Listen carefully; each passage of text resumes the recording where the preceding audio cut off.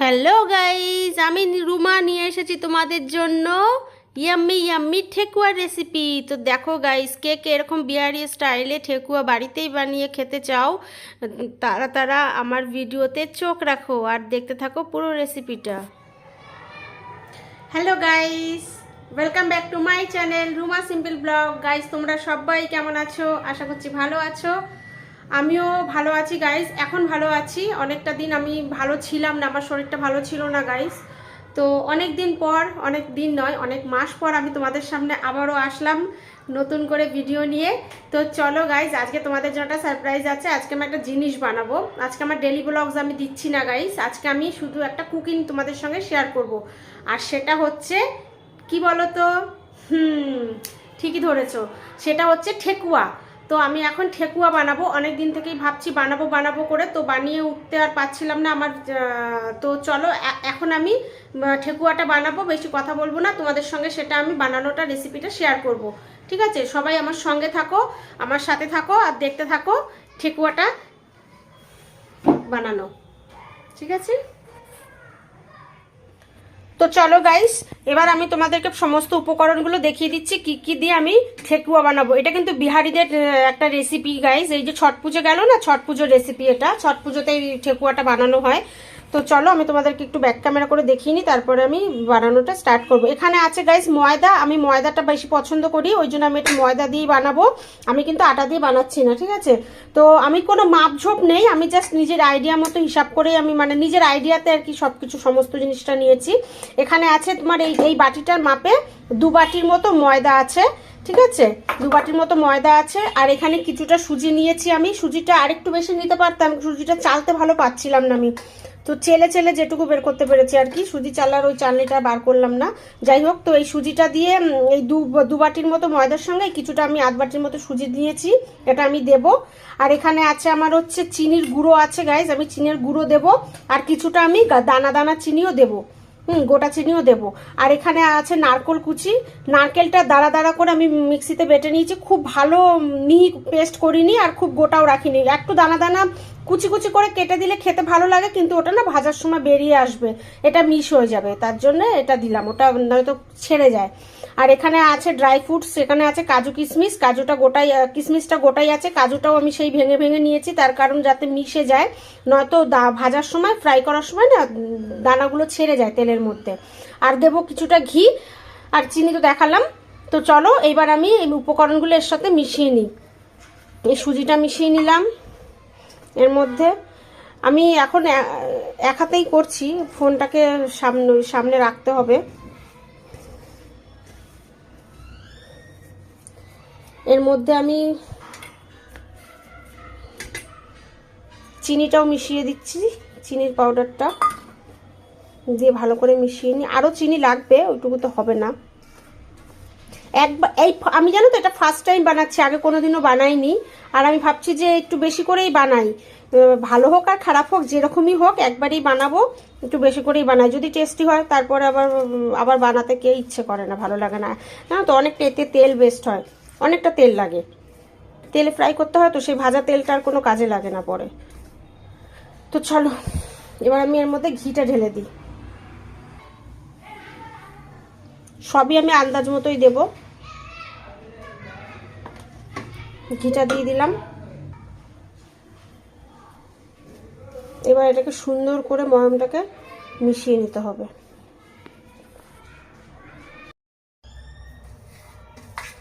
তো গাইস, এটা কিন্তু আমার মিশানো হয়ে গেছে ময়মটার সাথে, এটা ময়দাটা এই দেখো হাতের মুঠ করলে এরকম হচ্ছে, এই দেখো এটা। এবার তোমার ময়মটা মিশে গেছে। তবে তোমাদেরকে একটা ছোট্ট টিপস দিচ্ছি গাইস।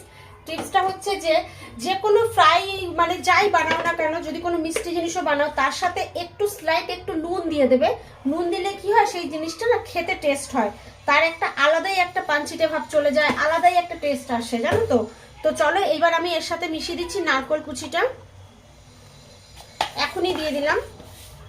সমস্তটা আমার নিজের মতনই বানাচ্ছি গাইস, আমি কোনো কোথাও কিছু দেখে টেকে নিইনি, আমি এটা আইডিয়াতে বানাচ্ছি।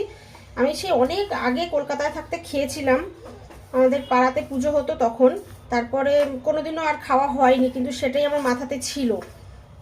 যে কিরমভাবে বানাতে হয়। আমার একটা বান্ধবীকেও দেখেছিলাম বানাতে, অনেক বছর আগের কথা। তো এর মধ্যে এবার আমি ড্রাই ফ্রুটসটাও দিয়ে দিচ্ছি।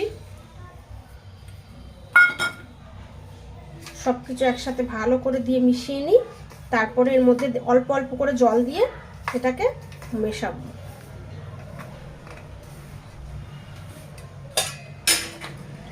দেখো গাইস, অল্প অল্প করে জল দেবো আর একটা শক্ত ডো তৈরি করবো। এটা কিন্তু একদম নরম ডো তৈরি করলে হবে না।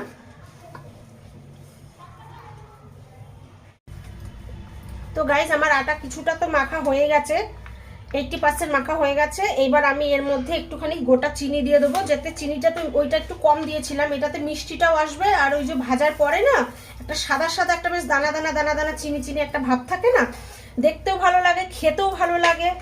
হ্যাঁ, তো সেই জন্য এখন একটু চিনি দিয়ে দিচ্ছি এর মধ্যে।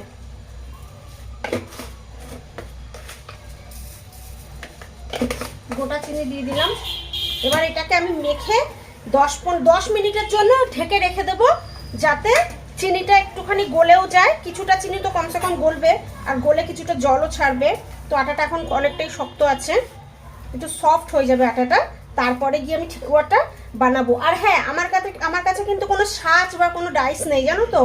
তো সেজন্য আমি কিরকমভাবে এটা ডিজাইনটা দেবো সেটাও তোমাদেরকে আমি দেখাবো, তোমরা দেখে নিও, তোমরা ওরকম বাড়িতে বানাতে পারবে। দেখো, চেষ্টা থাকলে মানুষ কি না পারে, তাই তো বলো। আমি কিন্তু কোনোদিনও ঠেকুয়া বানাইনি। দেখো, আজকে আমি ঠেকুয়া খেতে ইচ্ছে করেছে, নিজে হাতে বানিয়ে, আর তোমাদের সঙ্গেও একটু শেয়ার করতে ইচ্ছে করলো, তাই দেখো ঠেকুয়া বানাতে চলে আসলাম। আটা মাখা পর্যন্ত তো ঠিকই আছে, এরপরে ভাজার পরে দেখি কেমন হয়। আই হোপ ভালোই হবে। তো চলো, এটাকে আমি কিছুক্ষণের জন্য ঢাকা দিয়ে রেখে দিই। হ্যাঁ, তারপরে ফিরে আসছি। তো গাইস, খুব বেশিক্ষণ আমি রাখলাম না, জাস্ট 5 মিনিটের মতো রেখেছি। এবার দেখো হচ্ছে এই যে আটাটা এখানে রয়েছে। আর আমি যখন ওই যে আটাটা মেখেছিলাম ঢাকা দেওয়ার আগে আমি একটুখানি ট্রাই করেছিলাম। এই দেখো, একটা পাতার মতো করেছি, এগুলো চামচ দিয়ে করেছি। তো চলো, তোমাদেরকেও আমি একটু দেখাই কিরকমভাবে বানালাম। তোমাদেরকে দু একটা দেখিয়ে দেবো, তারপরে বাকি সবকটা আমি একইভাবে করে নেব। আর হ্যাঁ, এগুলোকে থালায় তুলে নিয়ে দাঁড়ো। খুব একটা যে মোটা বানাতে হবে তাও নয়, খুব একটা পাতলা তাও নয়, এই মোটামুটি আর কি। এই যে জাস্ট এরকম একটা লুচির যে বেলার মতো আমরা গোল্লাগুলো নিই না, ঠিক লুচি বেলার মতনই গোল্লাটা নেব। এটা আমি একটা পাতার শেপ করে তোমাদেরকে দেখাচ্ছি, ঠিক যেরকম একটা পাতা হয় সেরকম ভাবে। এই দেখো,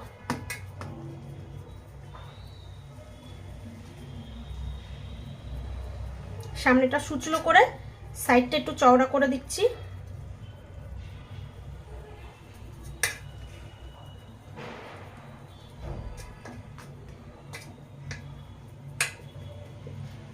ইজি আছে, কিন্তু একটু টাইম দিতে হবে, বুঝতে পারলে।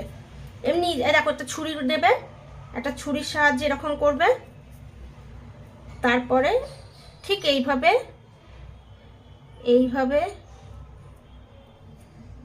এইভাবে করে নেবে, ব্যাস হয়ে গেল।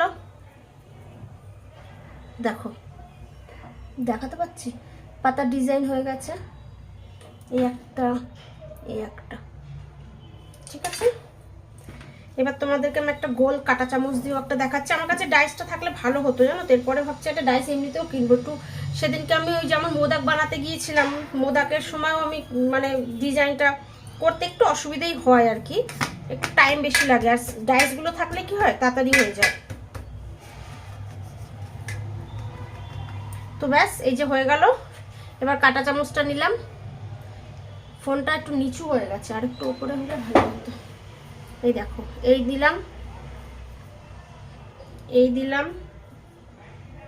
এই করলাম, ব্যাস। কাটা চামচ দিয়ে একটা ডিজাইন এসে গেল। আর সব থেকে বড় কথা, ডিজাইন নাও যদি মনে করো দেবে না, তো এমনি সিম্পলও করতে পারো, তাই না। পাতার ডিজাইনটা না দেখতে বেশি ভালো লাগছে, ঠেকুয়া ঠেকুয়াই লাগছে, সুন্দর লাগছে, কিন্তু একটু টাইম লাগবে গো। এই দেখো, আর একটা পাতার ডিজাইন করে দেখাই। পাতাটাই আমার বেশি ভালো লাগছে।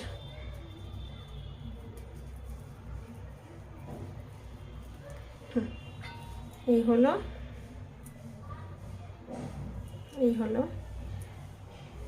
এই এই ব্যাস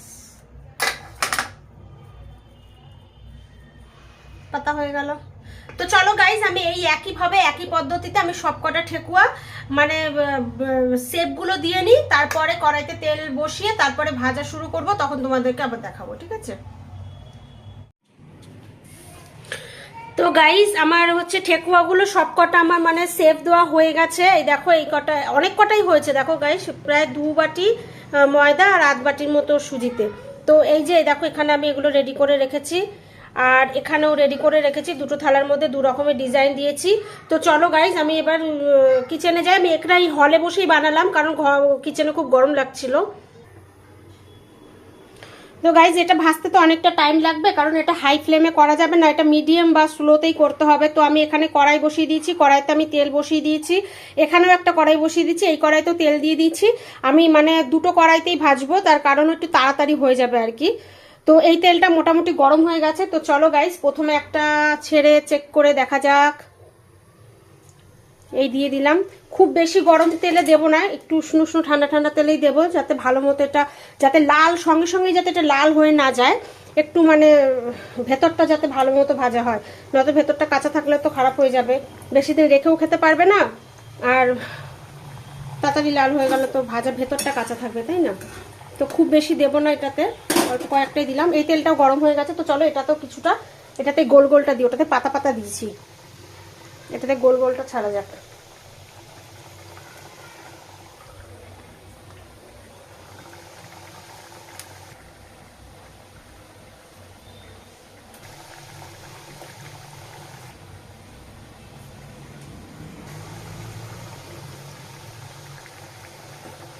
তো আমার দুটো কড়াইতেই দিয়েছি, এই গ্যাসটা একটু স্লো করে দিই, হ্যাঁ স্লো করে দিলাম, এটা তো স্লোই আছে। তো চলো গাইস, এবার আস্তে আস্তে এটা ভাজা হোক। এটা একটু কিছুটা হয়েছে, এটা একটু উল্টে দিতে পারি আমি। কিশমিশ, কাজু আর নারকেল এগুলো একটু দানা দানা থাকলে না, এগুলো কি হয় বলো তো, ছেড়ে যায়, তেলে দেওয়ার সঙ্গে সঙ্গেই ছেড়ে যায়। আর একদম কুচি কুচি করে দিলে বা বেটে বেটে মিক্স করে দিলে খেতেও ভালো লাগে, আর ছেড়েও যায় না। দেখো, এটা তো অলরেডি লাল লাল হয়ে এসেছে, ময়দার তো তাড়াতাড়ি হয়ে যাবে, আটার হলে একটু টাইম লাগে। আর আমি ময়দাটা খেতেও ভালোবাসি, জানো তো, আমার আটারটা খুব, দেখো দেখেছো, দেখো কিশমিশ ছেড়ে গেছে, কিশমিশ এটা কাজু। খুব আলতো হাতে এটাকে উল্টোতে হবে, নইলে তো ছেড়ে ছেড়ে যাবে সব। চলো, এটা তাড়াতাড়ি হয়ে যাচ্ছে, চলো হয়ে যাক, তারপর আবার আসছি। তো গাইজ, এই একটা এই কড়াইয়ের ঠেকুয়াগুলো আমার হয়ে গেছে ভাজা। তো এবার আমি তুলে নিচ্ছি, বেশি কড়া কড়া করবো না, একটা স্লো গ্যাসেই পুরো ভাজলাম। আশা করছি ভেতরটাও ভালো মতনই ভাজা হবে।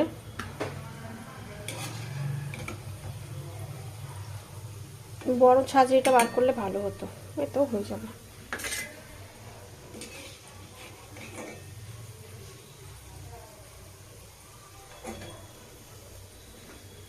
দেখো, তো চলো এটাও তুলে নিই, এটাও হয়ে গেছে।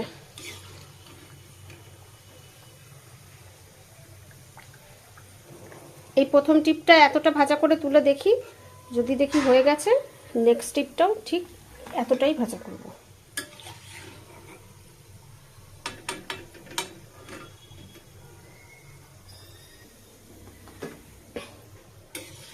এগুলো কিন্তু খাস্তা বিস্কিটের মতো অ্যাকচুয়ালি খেতে হয়, জানো তো।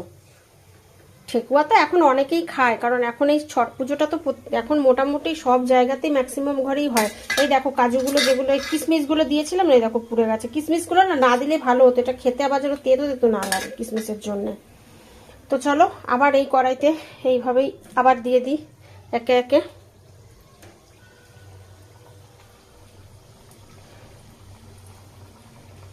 আর একটু পাতলা করলেও হতো, একটু বড় মোটা ছোট ছোট হয়ে গেছে।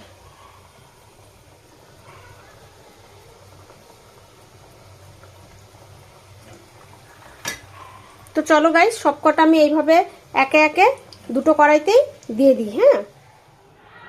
তো এই দেখো গাইস, আমার সবকটা ঠেকুয়া ভাজা হয়ে গেছে, একদম পুরো রেডি কমপ্লিট। তোমরা সবাই দেখো গাইস, দেখেছো কি দারুণ হয়েছে। আমি একটা ভেঙে খেয়েও দেখেছিলাম, খুব সুন্দর হয়েছে গাইস। তো চলো তোমাদেরকে আমি একটা ঠেকুয়া ভেঙে দেখাই কিরকম খাস্তা আর মুচমুচে টেস্টি হয়েছে।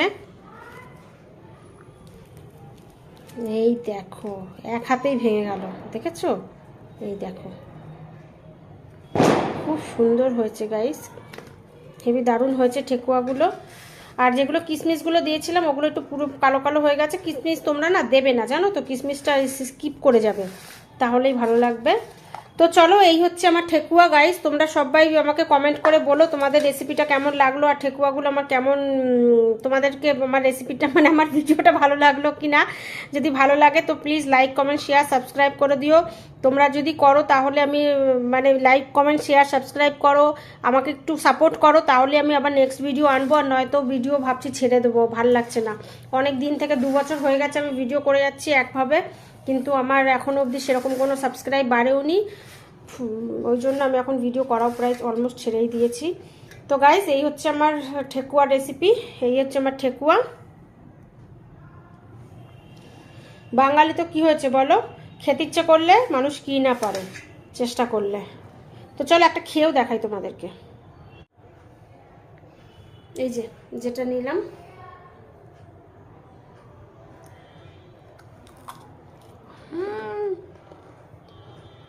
আবার শুনতে পাচ্ছ?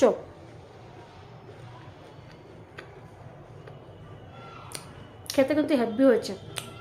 মিষ্টিটা একটু স্লাইট একটু কম হয়েছে, বাট আমার ভালো লাগে। আমি বেশি মিষ্টি পছন্দ করি না, আমি হালকা মিষ্টি খাই। আর একটু মিষ্টি হলেও ঠিক ছিল, কিন্তু এমনি সব ঠিক আছে।